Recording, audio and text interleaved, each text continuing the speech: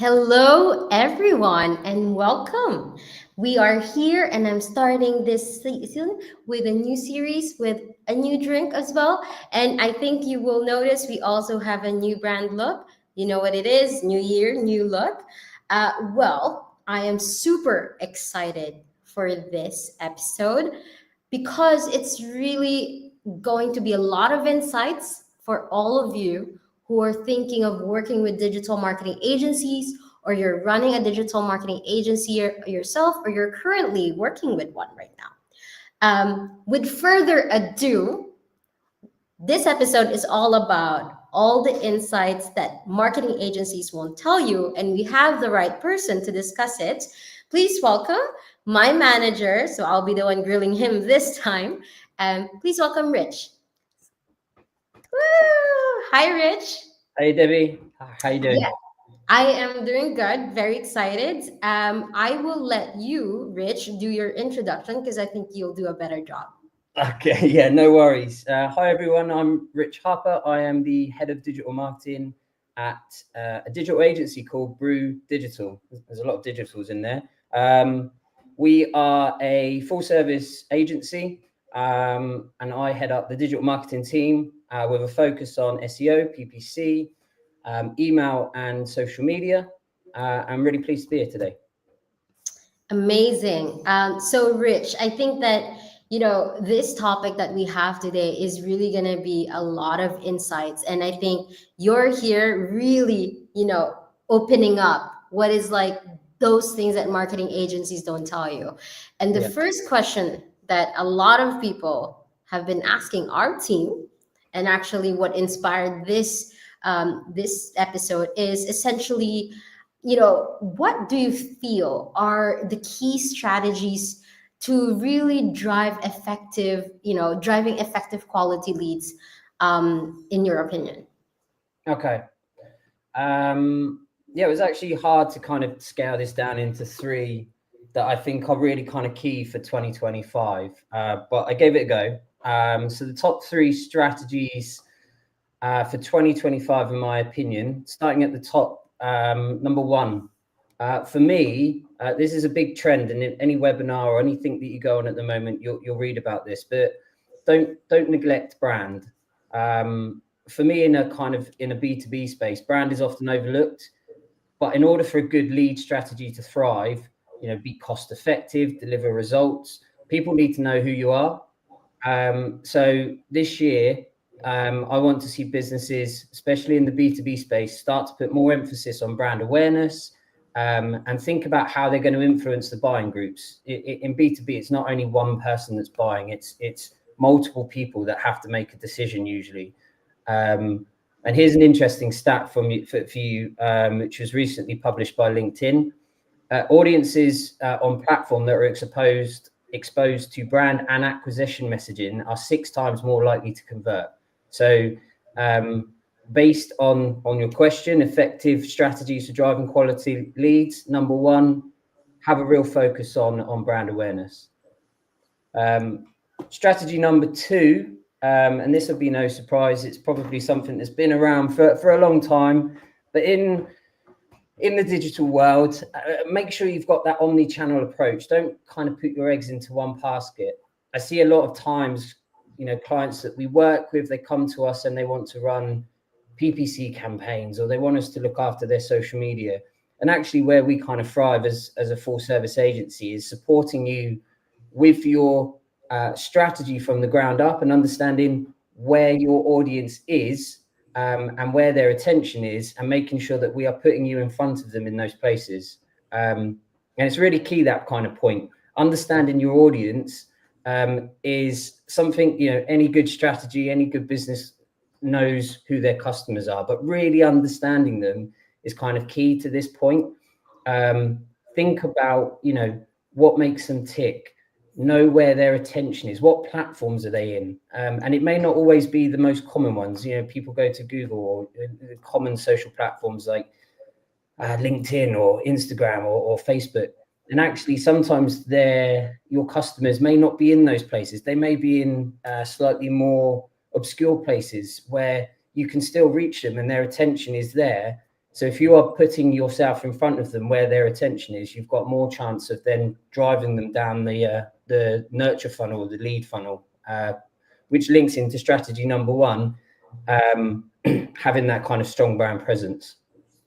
And then for me, the last one that's key is to optimize for every channel. So digital moves at a rapid pace, and things are changing all of the time. Currently at the moment, AI is the buzzword, and I purposely haven't put in AI into this because every agency is going to tell you about AI.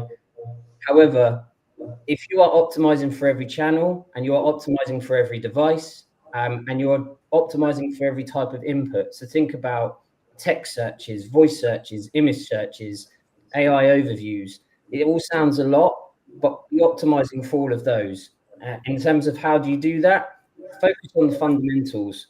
Consider the content that you're putting out. Make sure that that content is of good quality, is of value to the end user. Think about your website, very basic stuff. What is the user journey? Am I guiding people through my website to guide them to the content that I want them to read? Do I have strong call to actions? And then from a technical perspective, is my site fast? Is it optimized? Does it, am I ticking off all of the different errors that may be there from a technical perspective?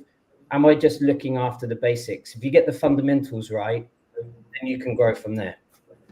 Okay, amazing insights right there. And I think just to sum it up to everyone, as Rich said, one, don't forget about your brand. Two, don't put everything on one basket. And three, really try to optimize where you are. So I think that those are really, really key things.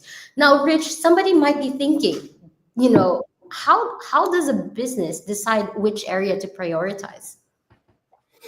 In terms of the strategies that I've just provided, or I In think terms of the strategies that you just mentioned? for me, it comes down to having a clear plan. So for marketing directors, CMOs, business owners, depending on kind of what size of business you're in, is having that clearly defined objective and what you're trying to achieve.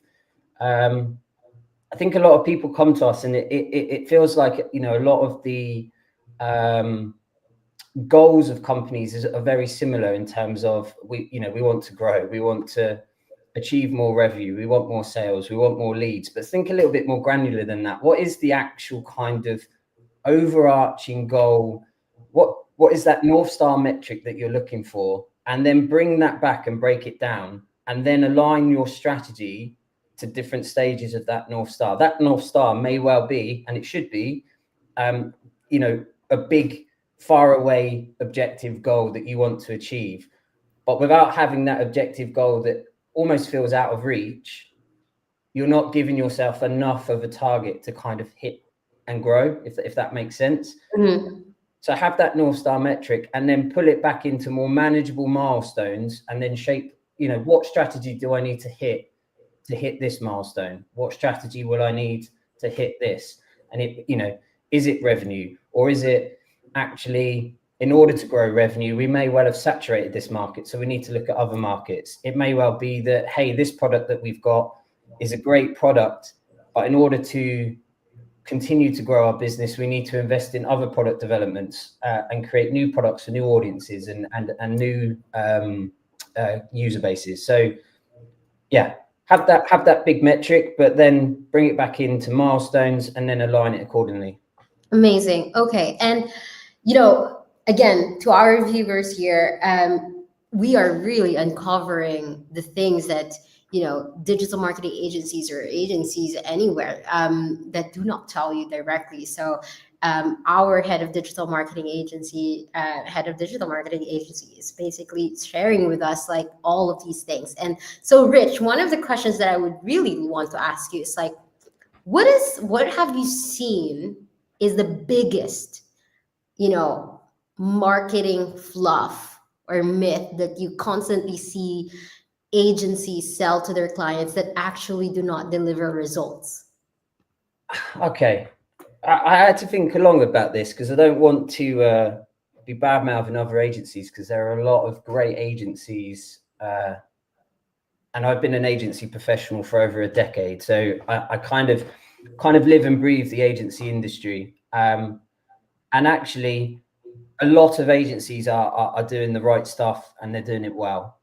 The thing that I would say for people to look out for are this surge of let's call them like influencers or freelancers or kind of one-man bands that are I see it awash on my social feeds all the time. They're basically providing guarantees. We can promise you X amount of leads per month, X amount of leads into your inbox. We can promise you to scale your business from £10,000 a month to £50,000 a month to £100,000 a month. And you'll spot them a mile off because they are a copy and paste of every person. They put someone else in front of the camera. They copy and paste the strategy, the process. You'll have a Instagram ad or a LinkedIn ad, and the person will be, really motivated, really high energy, and they'll be telling you about how they can do this. And if you meet this criteria, you can scale like they have. And they're now on a beach somewhere, and they only work 3 hours a week, but they make, £5 million a year. Right at the bottom of all of these, you'll follow the click-throughs, and you'll go to landing pages, and there'll be a bunch of testimonials, and there'll be I was on £0 a month, and then this person helped me scale to £100,000 a month in 6 months. All these types of things. Now, there's obviously a market for these people. Now, I'm saying this, and people might find it pretty obvious, like, hey, it's a scam. Let's shy away from it. But so many people fall for it, and there's always that disclaimer text at the bottom that says these results are not you must put in the work, and you must put in the effort to achieve this. And do you know what, maybe some of it is correct, but if you really dive into what they're doing, I can guarantee you a couple of things, because there's they say you don't need to run ads, you don't need to spend money on platforms. The fundamentals of growing a business do not change. Mm-hmm. In order to grow a business, you need an audience. Yeah, right. So there's different ways to reach that audience. Ads is definitely one platform or one type of activity that you can do to reach an audience. Your website, optimizing your organic presence online is another tactic activity that you can get in front of an audience. Organic social media, you can create a profile for free. You can put content out for free. You can do all of this stuff. People don't then just flock to you because you've done this stuff. Mm-hmm. It takes work, and it takes effort, and it takes time.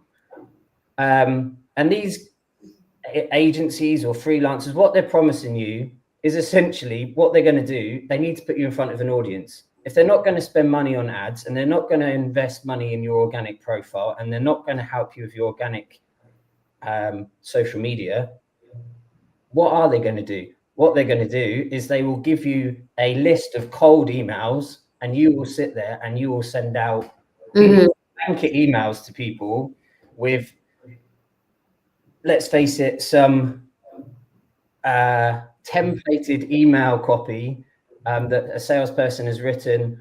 And yes, do you know what? You may well get people that bite, and they may come into you, but essentially what you're doing is replicating what they're doing.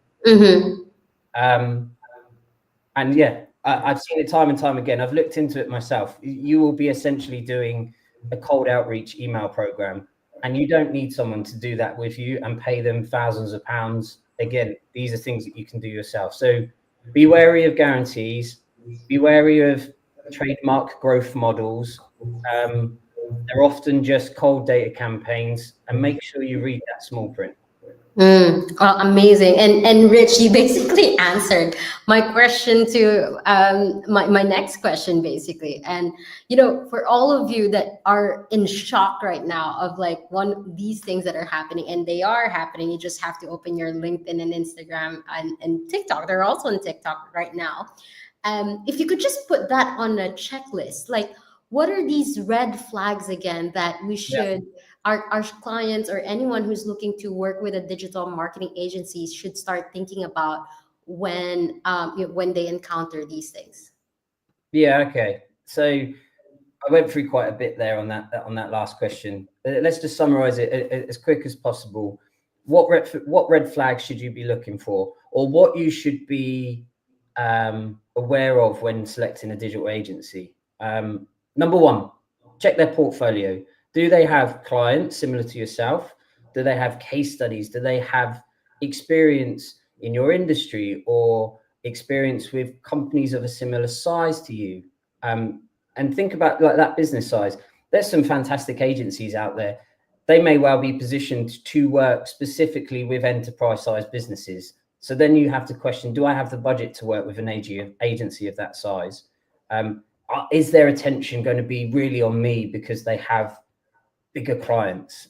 So, ask yourself, do they align in terms of what they do for their clients at the moment? Am I going to be an important client for them? A big one for me, and I've been a big believer in this since I ran my own agency before I came to Brew, to head up the digital team here. And I've kind of brought that philosophy with me into Brew is on transparent pricing. I think, again, I'm a firm believer in not hiding stuff behind quotes and each quote being different. Like, be transparent with your pricing. Do you operate on a retainer basis? Do you work on an hourly rate? Do you work project by project? As an agency, and then as a consumer, as a potential client, decide what model works best for you. Do you want to tie yourself into a long retainer? Do you want to, have the flexibility of an hourly rate, which actually may be slightly inflated because there's no guarantees on the agency side of long-term work? Or would you prefer to work, project by project, so that you can test the water, so to speak, and find an agency that you're comfortable with? And then lastly, for me, it really kind of stems back to those false promises that I talked about in the previous question, Debbie. Honesty. Can the agency deliver what they say they can deliver with your budget? Will the budget that you have get you the results that you want?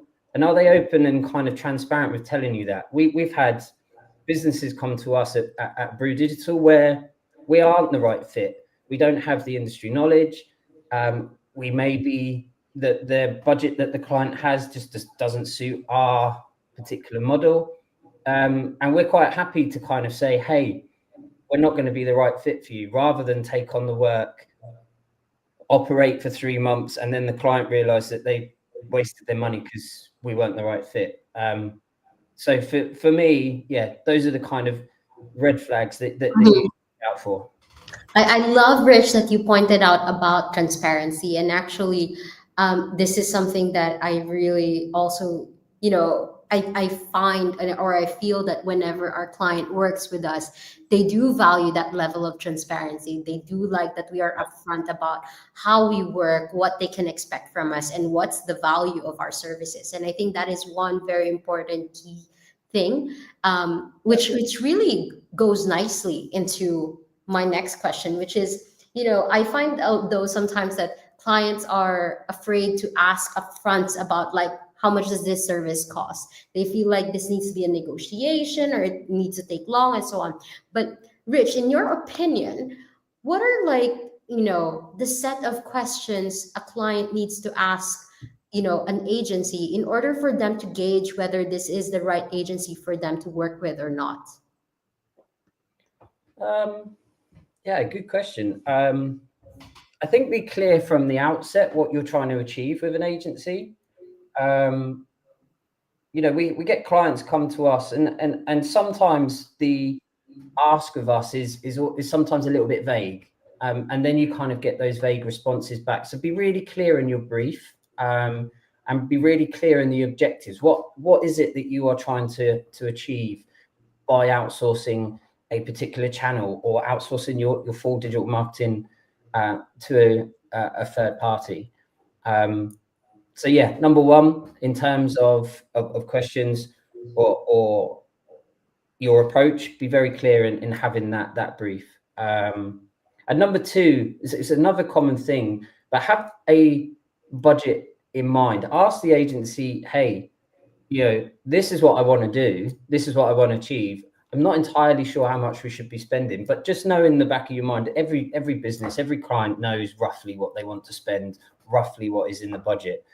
But sometimes they just don't know how much things potentially cost. So don't be afraid to ask, hey, I'm looking to use an example, I'm looking to promote my product online, thinking about running a paid campaign. Is search the best channel for me, or is paid social the right channel for me? And what is the difference in those costs? And a good agency should be able to go away and help you with some of those forecasts and come back to you and say, hey, you know, from the data that we can see, the average cost per click for keywords around this product will be X. Therefore, in order to get enough penetration in that market, you need to have a budget of Y. So don't be afraid to ask, but always have in your head, you know, roughly what you want to be spending, so that it doesn't come as a shock. Because it's the biggest thing from an agency perspective is when someone says, hey, I don't know what my budget is, come back to me. And generally speaking, you know, how long is a piece of string when it comes to budget? If you've got £1 million to spend, then hey, this is what we can do with £1 million. If you've got £5,000 to spend, it's going to look slightly different. Okay, amazing. I think we are nearing the end of our episodes. Thank you again, Rich, for being here. Before you go, I do have one last question to ask you, which is, you know, this is the year we're in. Probably a lot of the different marketers out there and a lot of potential customers and clients are looking for a digital marketing agency to represent their business.